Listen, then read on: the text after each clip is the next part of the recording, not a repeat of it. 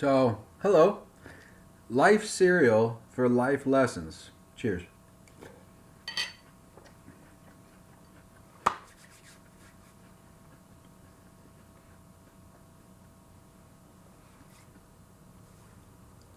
You can't make college free. I know that's a big selling point. You don't want college free, trust me.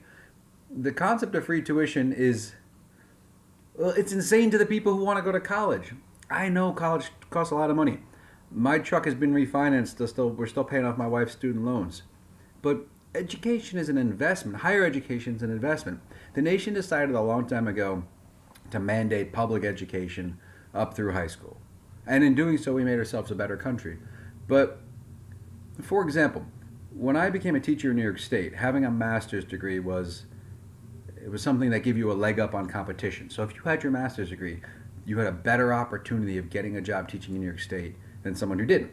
But now you really need a master's degree just to get an interview, and most school districts are looking for multiple certifications. So having a master's degree isn't really that special anymore, it's almost a requirement. Therefore, you have to apply college education, you have to apply to college education the very basic economic concepts of supply and demand. And that is when something has a high supply and the demand is either stagnant or low, it becomes cheap. If you have a lot of something that nobody really wants or is impressed by, it's not worth very much. So there's a couple reasons why you don't want free college, but I listened to the interviews of the candidates at large, and the biggest draw for young people seems to be, and a couple people even commented on my website or on the YouTube page, what about free college and student loans? And again, look, this is an investment like anything in life. I bought a house 10 years ago. The housing market tanked. I'm still in my house. Eventually, it'll be worth money again, but I'm not someone who thinks anybody owes me anything. I agreed to buy the house. I agreed to enter into contract with the bank. I owe them money. Until that time, it's their house. So if you agree to enter into a contract with a bank to get a loan for your education, you need to honor your loan. Honor should still mean something to Americans.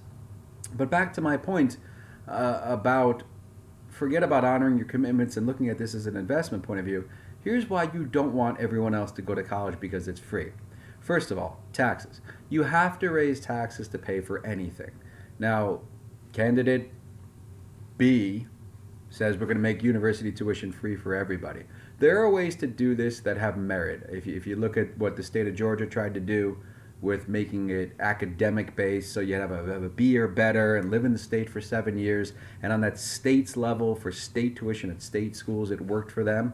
Okay, that's like saying the Romney Care, Obamacare thing, why it worked in Massachusetts or seemed to work in Massachusetts better than it's going nationwide, because, well, different states have different needs. But first of all, taxes are going to go up, and if you think they're going to go up only on the super rich and not on your grandma who doesn't have any kids who are going to go to college anymore, so remember, she's going to be paying for this too, you're misunderstanding one basic concept of economics, which is something that I think is true, and I think anyone with common sense, as our party indicates, knows is true, and that's the Laffer curve of taxation. And in the Laffer curve, it basically means that if you tax people more, then you get more money from them up into a point where then you start getting less money from them.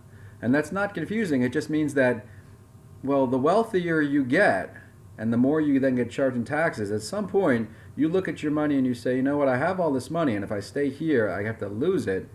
So I'm just going to leave.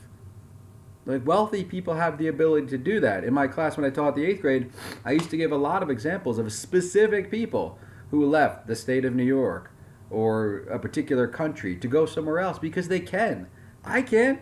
I'm not going to go to another country to raise my taxes. I don't have that ability. But the super rich, the people, the 1% or the 0.01% that you want to go after with high taxes, if you are successfully figuring out a way to make their lives difficult, they will successfully leave. Now, I don't think, I talked to my students today. I read this article on CNBC about hotels in the world that cost the most, and there's these hotel rooms in New York City that cost $50,000 a night, and these hotels in Las Vegas where they won't even tell you how much the rooms cost, and you can't even get one unless you know someone who knows someone.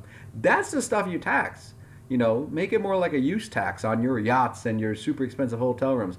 That's not fair to have kids who are struggling in life and families who don't make enough to get by. That's not fair. And I'll make another video another time on the paid family leave. I'll tell you something. These parties, man, they've got us so fooled in terms of what is, like, I don't even want to get into it right now, but you should have my wife and I didn't have any paid leave.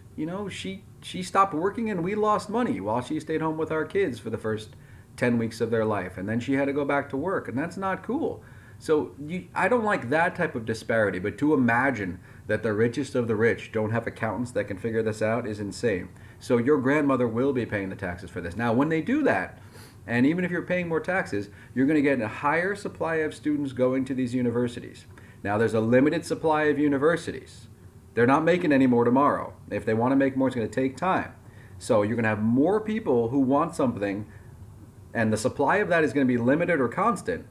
Therefore, the price of that will go up. So not only will your taxes go up to pay for this, but then your taxes will go up to pay for it after the first couple of rounds of demand hit in. So, excuse me. That being said, the other part of this is you have to think about this in terms of what is your degree worth. So go back to what I mentioned before. People who have higher education degrees right now have a leg up on people who don't. So you go into a debt, you make an investment on yourself, and you say, all right, I'll owe this money, but in turn it's going to pay me dividends. Well, what if it doesn't? Imagine everybody has a college degree. What's special about it then? What have you gotten out of going to college that nobody else got? Nothing. Everybody has the same thing. So what would be the point of having a degree if it doesn't make you any? So then what are we going to be talking about? Free master's degrees? Free doctoral degrees? And who's going to pay for all that? Listen, kids, it's worth it to make the investment in college if that's something you want for your life. If you want to join the military, join the military. If you want to take over your father's mechanic garage or your mother's flower shop or go into the garbage companies, which is a very good source of income, then do that. Do whatever makes you happy. But if you're going to make the investment in yourself, be honorable enough to pay it back. You want your degree to be worth something that means something.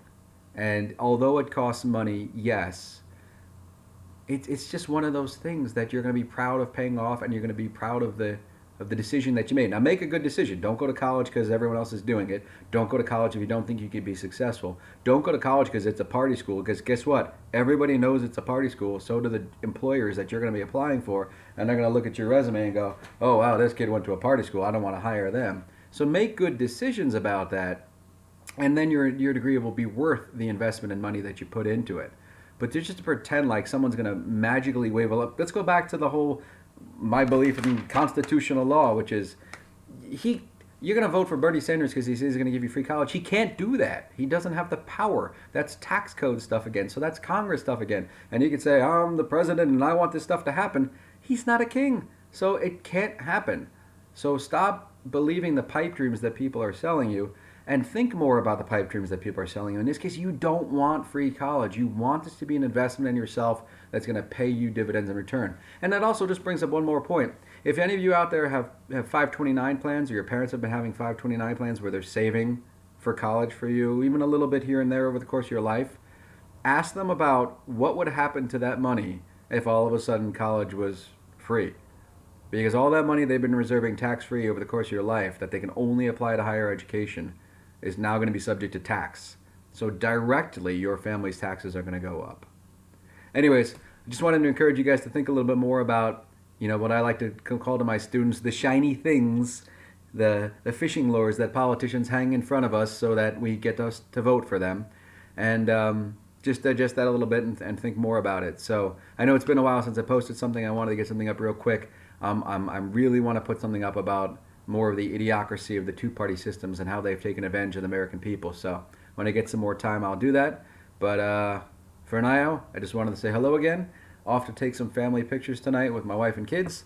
I hope you guys are all doing well out there. Remember, we could do this. Spread the word. America. And I'll talk to you soon. Peace out. Wait, that didn't work. Peace out.